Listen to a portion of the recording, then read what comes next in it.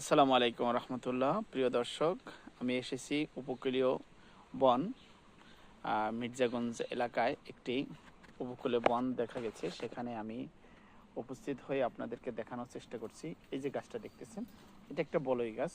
দেখেন, নদীর ভিতরে ছোট নদী, খালও বলা চলে, খালের ভিতরে কত সুন্দর আকারে গাছটা একদম ছড়িয়ে ছিটিয়ে বিশাল বড় আকার ধারণ করেছে। হ্যাঁ, দেখতে অপরূপ সুন্দর। এর নিচে অনেক বড় বড় মাছ দেখা যায় মাঝে মধ্যে।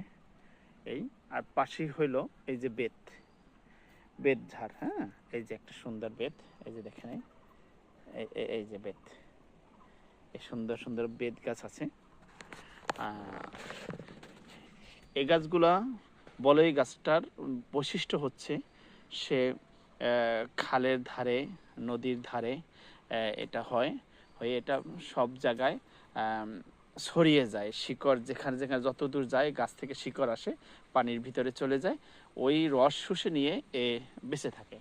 এর বলই গাছের পাতা, এই যে দেখেন, বলই গাছ আপনি কিভাবে চিনবেন, এই যে পাতাটা গোলাকৃতির, সাইডে কিনারে একটু খাস খাস সিস্টেম আছে, এই দেখতে অপূর্ব সুন্দর। এই সে বলই গাছ। আপনারা এই উপকূলীয় বন দেখতে হলে আপনারা দক্ষিণবঙ্গে চলে আসবেন। এরকম ছোট ছোট বন আর বড় বন তো আমাদের সুন্দরবন, সেটা আছেই। এই বনগুলো আপনারা দেখতে পারবেন। ধন্যবাদ। আসসালামু আলাইকুম রহমতুল্লাহ।